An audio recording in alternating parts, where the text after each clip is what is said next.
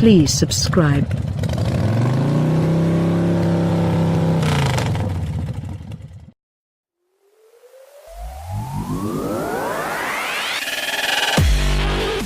The entry-level power plant is usually one to avoid in most compact executive saloons, but that's not exactly the case with the Alfa Romeo Giulia.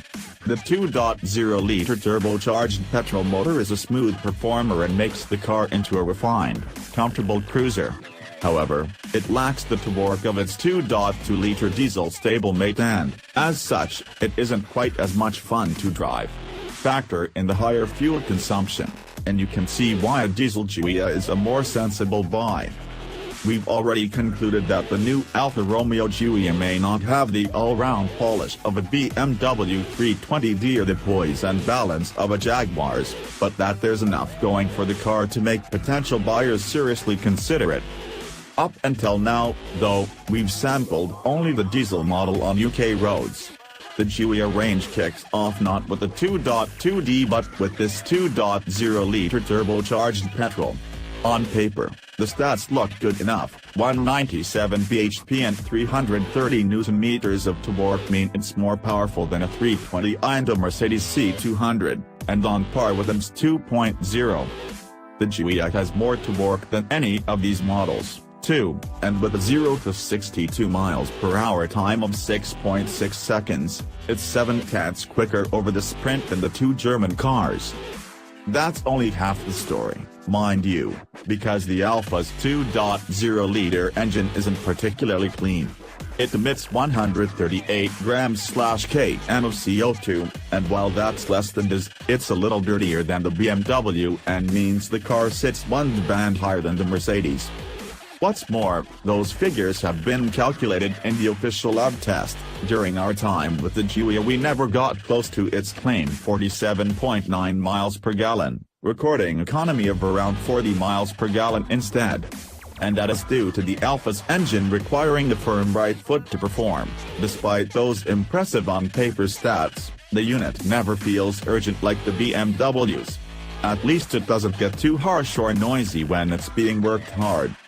So it's a mixed picture for the Giulia then, but Alfa freely admits the petrol model will be chosen mostly by private buyers, and not motorway-bashing company car drivers. And for these customers, the saloon will impress enough. It uses the new Giorgio platform that also underpins the Stelvio SUV and is very light. Indeed, only the BMW can trump the newcomer's 1,429 kilograms curb weight.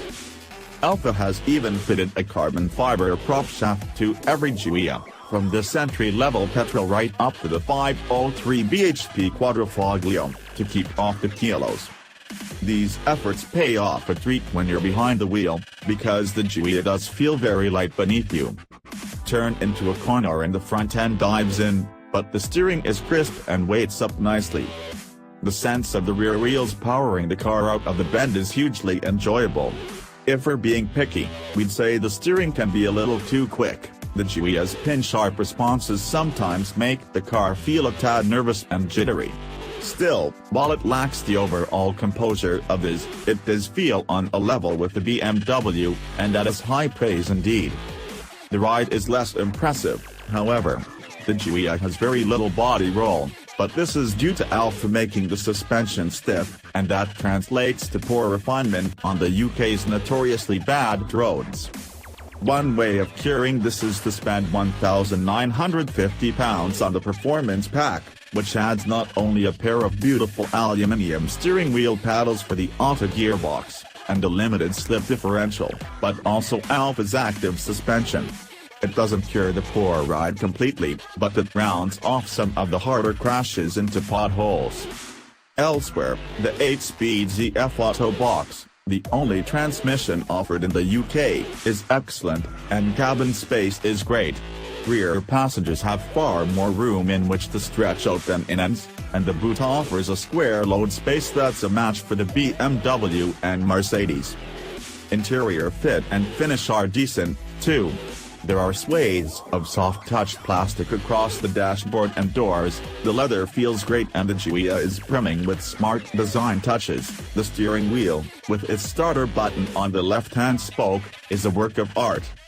It's just a shame, then, that the infotainment system is quite a way behind BMW's iDrive and even Jag's in control for clarity, resolution and ease of use, and that most of the desirable kit is reserved for the options list. In all, it made our test car's £41,330 asking price look pretty steep.